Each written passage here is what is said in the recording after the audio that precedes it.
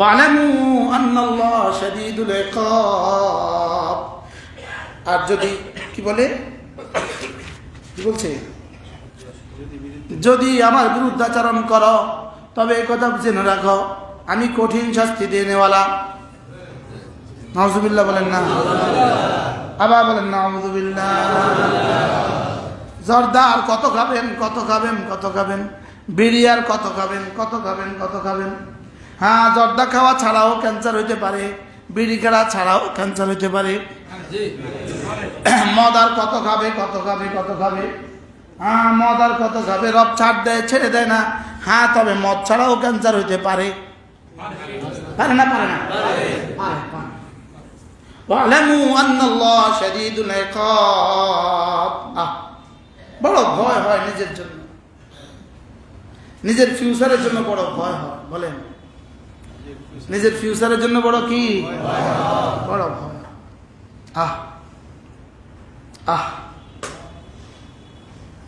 আমার একজন নিকটতম আত্মীয় ছিলেন,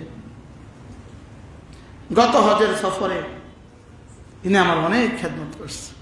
আমার আপন খালু, প্রত্যেক বছর আমি এনার মেহমান হই। আমার আপন খালু, আপন খালা মদিনায় তৈবায় থাকে।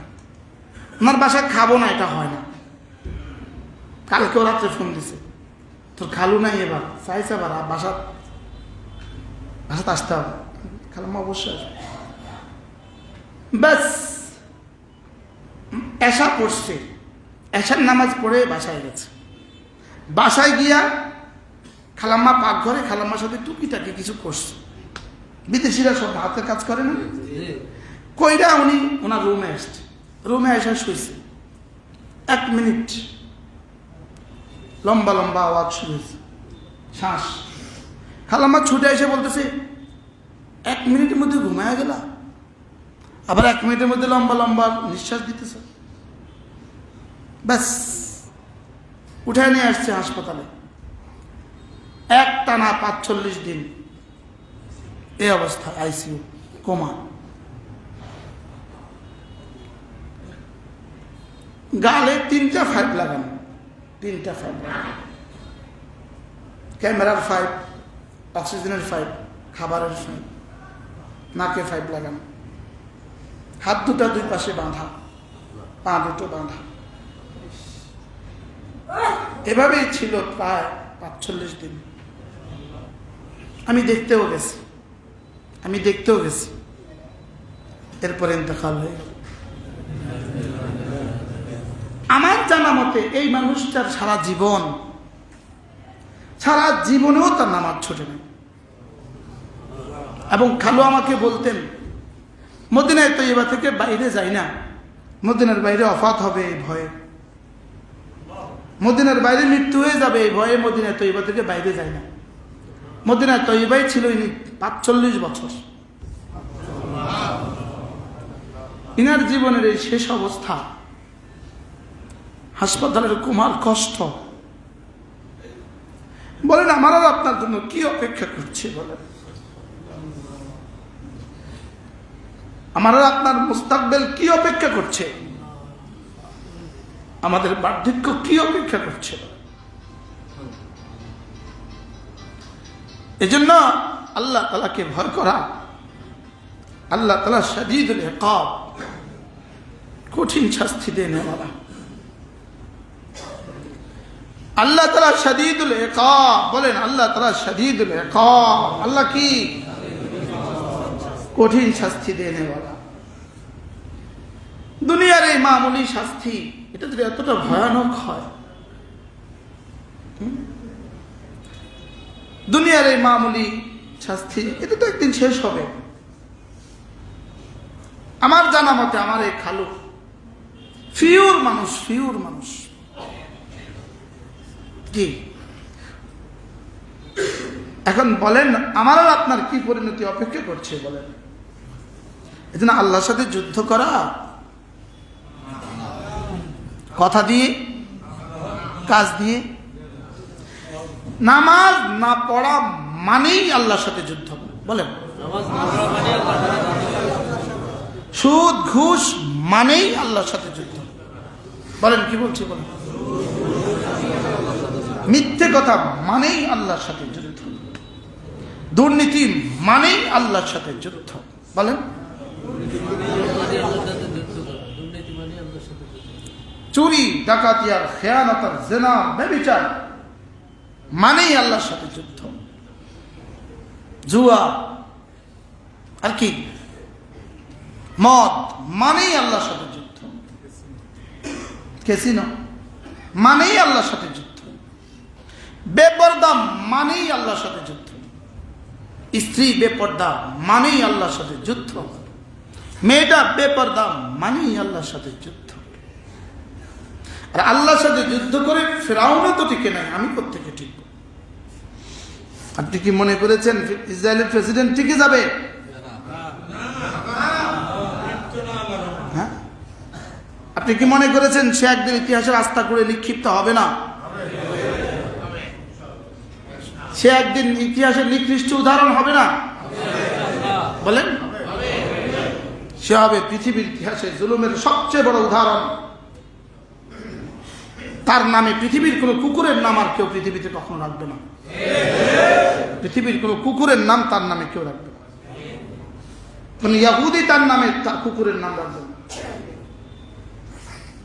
যে জালেমের হাতে হাজার হাজার শিশু আর হাজার হাজার নারী কি হয়ে গেল? শহীদ হয়ে গেল। ওয়ালামু আন্নাল্লাহ শাদীদুল ইকাব। এবার রব্বুল আলামিন বলেন, আল হাজ্জু আশহুরুম মালুমাত। যেন রব বলেন, তোমার তো ধারণা হয়েছে হজের ব্যাপারে, এবার কবে করবা, কিভাবে করবা, এবার আমি সব বলে দিচ্ছি। এবার ধারাবাহিকভাবে 1.5 পৃষ্ঠার মধ্যে রব পুরো আলোচনা শুরু করছে। আল হাজ্জু আশহুরুম মালুমাত, হজ হলো নির্দিষ্ট কতক দিন, নির্দিষ্ট কতক মাস। ফামান 2 মাস 13 দিন। ফামান ফারাদা ফীহিন্নাল হজ্জ, এই 2 মাস 13 দিনে যে হজের নিয়ত করবা। ফামান ফারাদা ফীহিন্নাল হজ্জ, এই 2 মাস 13 দিনে যে হজ আর উমরার জন্য ইহরাম বাঁধবা। ফালা রাফাথা ওয়ালা ফুসুকা ওয়ালা জিদালা ফিল হজ্জ, প্রথম কি কি ছাড়তে হবে সেটা বলে দিচ্ছি। সুবহানাল্লাহ, আজীব না? কি কি ছাড়তে হবে সেটা বলে দিচ্ছি আগে, কারণ দুধ রাখবা তো আগে পাতিলটা খালি কর। দুধওয়ালা আসছে, দুধ দুধ, মা কি বলে ছেলেকে? যাও। মেয়েকে কি বলে? পাতিলটা ধুয়ে দুধ নাও। বলে কি বলে না? মা পাতিল তো ধোয়া, একটু পানি দিয়ে নেড়েছে বলে না? বলে না? আপনি কিন্তু আপনার দোকানে গিয়ে প্রথম কিন্তু ঝাড়ু দেন, দোকানটা খুললেই ঝাড়ুটা বুঝেন নাই কথা। দোকানটা খুললে আগে খাতা নিল না, না আগে ঝাড়ু লন? এটাকে আল্লাহ বলেন ফামান ফারাদা ফীহিন্নাল হজ্জ, যে হজের নিয়ত করবা। ফালা রাফাথা, এই লোকটা না, ফালা রাফাথা, নারী সংক্রান্ত কোনো কাজ আর করতে পারবা না। হালাল স্ত্রীর সাথে স্ত্রী সুলভ কোনো কথা, কোনো কাজ করা যাবে। কি বলছি বলেন? ফালা রাফাথা, নারী সংক্রান্ত কোনো কথা বলা যাবে না। ওয়ালা ফুসুকা, কোনো ধরনের কোনো গুনাহ করা যাবে না। রব জানতেন ওদের কাছে এমন এক সময় আসবে, ওদের কাছে মোবাইল থাকবে, ওদের সাথে ফেসবুক থাকবে, ওদের সাথে মোবাইলের গুনার সাগর থাকবে। এটা যদি আমার ঘরে করে ফেলে, এটা যদি হালতে হারামে করে ফেলে, এই জন্য রব বলে দিয়েছেন ওয়ালা ফুসুক। আল্লাহ, ফালা রাফাথা, নারী সংক্রান্ত কোনো কথা বা কাজ করা যাবে না। ওয়ালা ফুসুকা, আর কোনো গুনাহ করা যাবে না। বলেন, আজি বাংলাদেশেও গুনাহ করা যাবে না, হারামেও গুনাহ করা যাবে না। তবে বাংলাদেশের গুনাহ হলো শুধু বাংলাদেশে গুনাহ হারাম, এক হারাম। আর হারামে পাকি গুনাহ হলো 3টার কারণে হারাম। 1 নম্বরে হারামের কারণে হারাম, 3 নম্বর 2 নম্বরে হারামে পাকের কারণে হারাম, 3 নম্বরে ইহরামের কারণে হারাম। এখানে হারাম হোল কিউব, বলেন হোল স্কয়ার না হোল কিউব। তিন কারণে হারাম। বলেন তাহলে এই হারামটা কত পাওয়ারফুল। এখন হাজি সাহেব যে হারামে গিয়েও মোবাইল দেখে না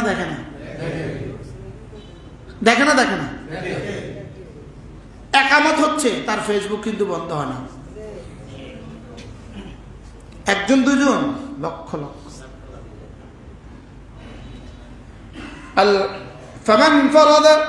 فمن فرض فيهن الحج فلا رفث ولا فسوق ولا جدال في الحج।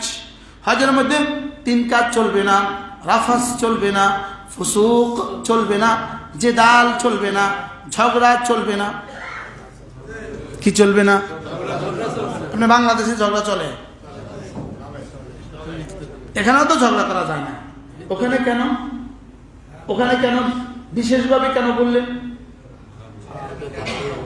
কারণ আজীব, এখানে ঝগড়ার উপকরণ হবে। আর তুমি তো সফরে আছো। কি আছো?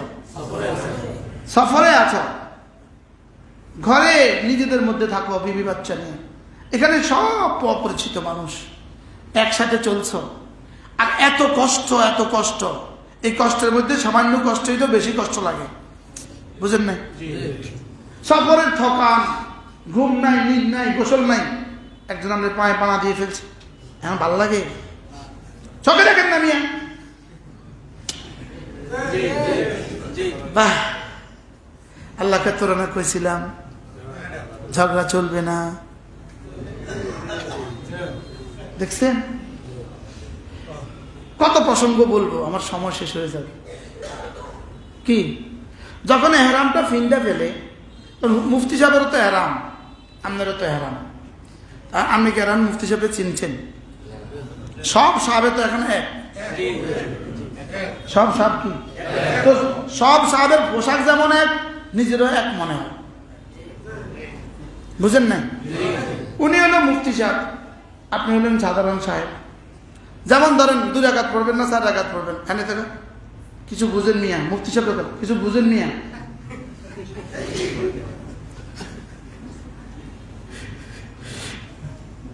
কারে কোনো কিছু বুঝেন মিয়া। ইনি চেয়ারম্যান সাহেব, উনি সাধারণ সাহেব। চেয়ারম্যান সাহেবের পোশাক কি এখন? সরেন মিয়া, এখন কি অবস্থা? হাজারো উপকরণ হবে ঝগড়া। রব বলেন না, তুমি না হালতে হারামে পাকে আছো, ঝগড়া করা যাবে না। গায়ে পড়ে ঝগড়া করে, বিশ্বাস করেন ভাই, গায়ে পড়ে ঝগড়া করে।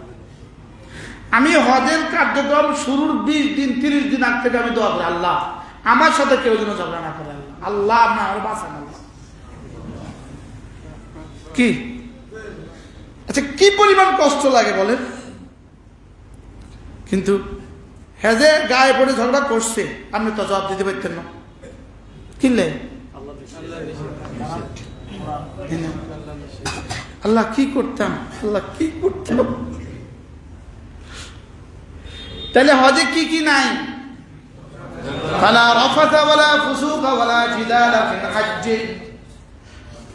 বাঙালি হারামে পাকে গিয়া প্রথম প্রশ্ন, যেমন আপনার সাথে, ইনি বাংলাদেশি নোয়াখালী, ইনি বাংলাদেশের কুড়িগ্রাম, জীবনে কখনো দেখা হয় নাই, সামনেও আর কোনোদিন দেখা হবে না। দুজন বইছে, প্রথম প্রশ্ন, ভাই কত দিয়ে আছেন?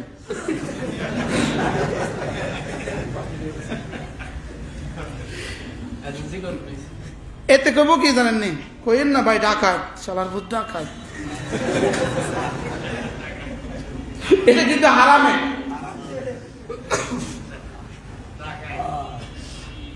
ডাকাত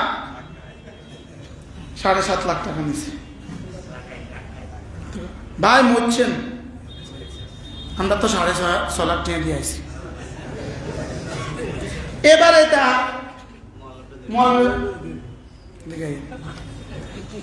নোয়াখালী এক হাজি সাহেব পাইছি, 6 লাখ টাকা দিয়ে আনছি, 7.5 লাখ টাকা দিয়ে আনছেন, এয়ারপোর্টে যে দেওয়া যাবে। বিশ্বাস করেন, আপনি হারামে কান লাগাই দিবেন, খালি এই আওয়াজ।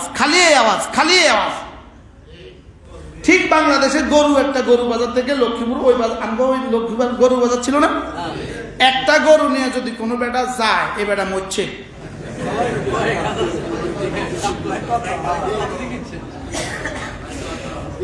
আপনারা বুদ্ধি করবেন, ওই যারা দিয়ে গরু পাঠাবেন তার এখানে একটা কার্ড লিখে দিয়ে দিবেন, এখানে একটা, এখানে একটা, 2,30,000 টাকা। আমার মনে হয় এটা করা দরকার। মোয়াল্লামরা এখন এহরামের পিঠে একটা কার্ড লিখে দেওয়ার দরকার, আমার প্যাকেজ 7.5 লাখ টাকা। এত বা জবাব দিতে পারতেন না, আমি দিকে চাই।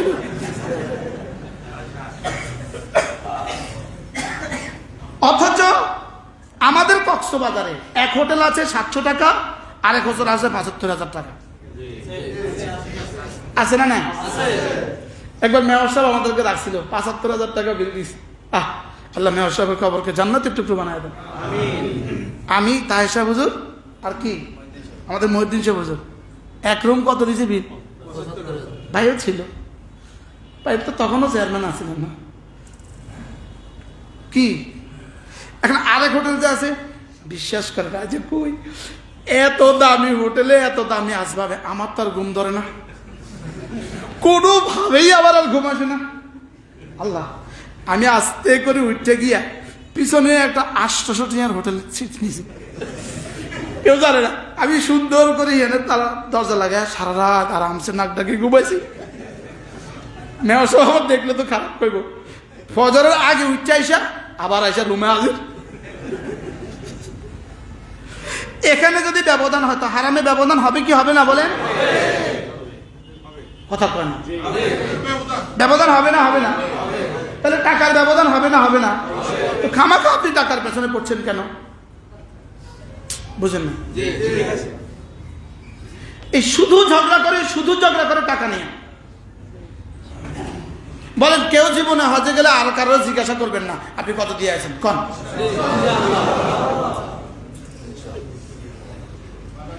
ঠিক কোরবানির গরু কাউকে জিজ্ঞেস করবেন না আপনার গরু কত।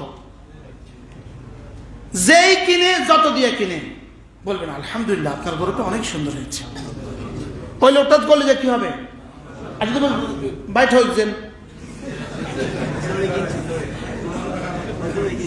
হ্যাঁ, গরু কিনে দৌড়ে কিনছেন। হুজুরে আবার আপনি একদিন কতদিন পারেন, গরু কিনেন না দৌড়ে কিনছেন। গরু 2 লাখ টাকার গরু আপনি দিলেন 2,50,000 টাকা, আপনি আল্লাহ তাআলাকেই 50,000 টাকা বাড়তে দিচ্ছেন। সুবহানাল্লাহ বলেন না? এত টেনশন কিসের তাইলে? কিন্তু নিজে যা হজ করতে গিয়া ন্যাকড়া কিনছে, ন্যাকড়া তেনা কিনছে রাস্তাঘাট থেকে, এটা যে 2 লাখ টাকা খরচ করছে, এটা আর কয় না আমি অনেক খরচ করছি। বাস্তব না বাস্তব? বেদরকারিতাতে এত করলেন, আর এটা খালি জিজ্ঞেস করে। হজের মৌসুমে আপনার টাকা যত কমাবেন, আপনি ওই 45 দিনের সফরে তত কষ্ট পাবেন। থিওরি বুঝছেন? বলেন কি বলছি কন? টাকা যত কম, কষ্ট তত বেশি। কন, টাকা যত কম হবে কষ্টটা তত বেশি হবে। আর টাকা ঠিক মতো দিচ্ছেন, আলহামদুলিল্লাহ, আশা করা যায় ভালো মানুষের সাথে পড়লে সফরটা সুন্দর হবে। বুঝে আসছেন এই কথা? অতএব এই নিয়ে আমরা ঝগড়া করবো না। কি করবো না বলেন? আর কি নিয়ে ঝগড়া করে? মুআল্লিম সাহেব খানা কি দিলেন? এটা আমার আঙ্গবার যাই চাইেন, আমি কর্মচারীদের খাওয়াই নিয়ে দেয়।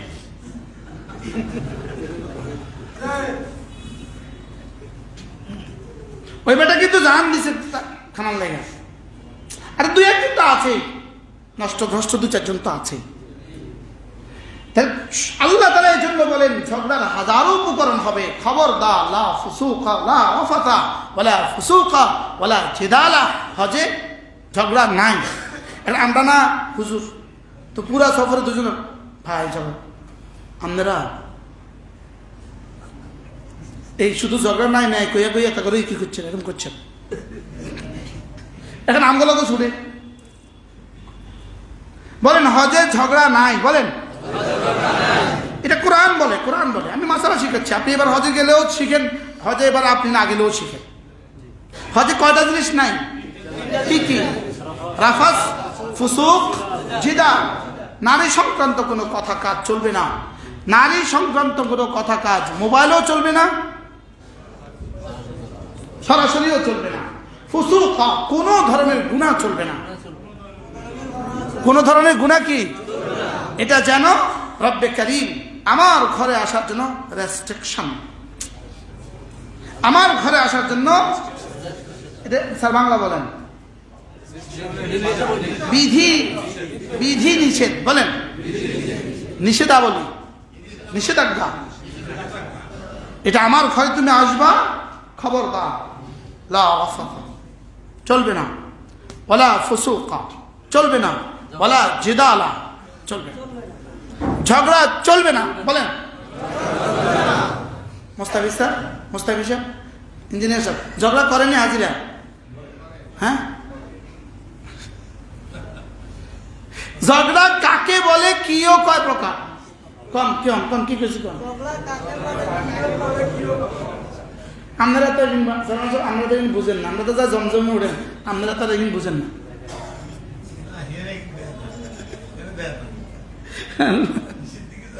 লা রাফাথা ওয়ালা ফুসুকা ওয়ালা জিদালা ফিল হজ। শেষ। এরপর আল্লাহ তাআলা কি বলেন?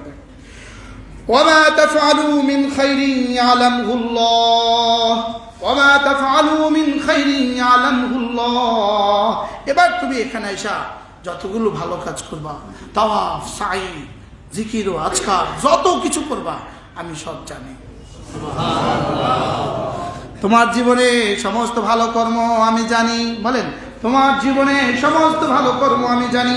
ওয়ামা তাফআলু মিন খাইরিন ইয়ালামুহুল্লাহ, তোমার জীবনের সমস্ত ভালো কর্ম সবগুলো আমি জানি। ওয়া তাযাওয়াদু, এবার বলে বাংলাদেশ থেকে হজে আসবা, তোমার প্রয়োজনীয় সামগ্রীগুলো নিয়ে নিবা। সুবহানাল্লাহ। দুটো লুঙ্গি কিন্তু নিয়ে নিবা, দুটো জামা পায়জামা কিন্তু নিয়ে নিবা, বেল্ট কিন্তু নিয়ে নিবা, এহরাম কিন্তু নিয়ে নিবা, মেসওয়াক কিন্তু নিয়ে নিবা, একটা প্লেট কিন্তু নিয়ে নিবা, যা যা লাগে সফরে সব কিন্তু নিয়ে নিবা। সব কিন্তু কি নিয়ে নিবা। কি আজীব কোরআন! সুবহানাল্লাহ। কি একজন মানুষ সফর করবে, এগুলো বুঝে আবার আল্লাহ বলে দিতে হয়, কিন্তু কোরআন যে পূর্ণাঙ্গ। ফাতাযাওয়াদু, এটা ব্যাগ নিবা, ব্যাগে যা যা লাগে সব নিবা। ওয়াতাযাওয়াদু, স্যান্ডেলও কিন্তু বাড়তি নিয়ে আসবা। লিবার্টি কি কয়? স্যান্ডেলও কিন্তু দিয়ে দিবা। প্রত্যেক বছর আমার হজের সফরের ওমরা জুতা সে দেয়, আর আমি পুরা সফরে এই জুতাওয়ালার লেগে দোয়া করতে থাকি। ওদিকে দোয়া করতে থাকি, এদিকে জমি দোয়ান কিনতে থাকি। শুধু আমি না, আব্বা, আব্বাকেও দিত, হারিন সাহুজুরকেও দেয়। ওয়াতাযাওয়াদু, মেমা সাহেবরাও দিত। ওয়াতাযাওয়াদু, পাথেও নিয়ে নিবা। ওয়াতাযাওয়াদু, পাথেও নিয়ে নিবা। তবে শুনো, তবে শুনো, ব্যাগে পাথেও নিয়ে নিবা। ওয়াতাযাওয়াদু, ব্যাগে পাথেও নিয়ে নিবা। ফাইন্না খায়রাজ যাদিত তাকওয়া, তবে কলিজায় তাকওয়ার পাথেও নিতে ভুলে যেও না। আচ্ছা, কি পরিমাণ পূর্ণাঙ্গ বলেন? কি বলছে? শুধু ব্যাগে নিবা না কলিজায়ও নিবা? ব্যাগেও নিয়ে নিবা যা যা লাগে সব, আর হৃদয়ে নিয়ে নিবা, হৃদয়েও নিয়ে নিবা। এই যে এখন আমরা হৃদয়ের প্রস্তুতি নিচ্ছি, এখন কিসের প্রস্তুতি? তোমার হৃদয়ে যেন থাকি আমি, তোমার হৃদয়ে যেন থাকি আমি, তোমার শরীরে যেন থাকে আমার হুকুম, আর তোমার শরীরে যেন থাকে আমার রাসূলের সুন্নাহ। সুবহানাল্লাহ। ওয়াতাযাওয়াদু ফাইন্না খায়রাজ যাদিত তাকওয়া, পাথেও নিতে ভুলে যেও না, তবে হৃদয়ের পাথেওটা অবশ্যই নিয়ে নিবা। এটা হলো সর্বোত্তম পাথেও। সুবহানাল্লাহ। এটা হলো কি? ওয়াতাযাওয়াদু, যা যা লাগে সব নিয়ে নিবা। ফাইন্না খায়রাজ যাদিত তাকওয়া ওয়াত্তাকুনি ইয়া উলিল আলবাব, ওয়াত্তাকুনি ইয়া উলিল আলবাব, হে জ্ঞানী সম্প্রদায়, আমাকে ভয় করে চলবা। তোমার চোখ কিন্তু নিচু করবা, তোমার চোখ কিন্তু নিচু করবা। সারা পৃথিবীর সব সুন্দর মানুষগুলো চলে আসছে, তোমার চোখ কিন্তু নিচু করবা। সুবহানাল্লাহ। আল্লাহ আমাদেরকে এভাবে হজ করার তৌফিক দান করে। আমার তো ইচ্ছা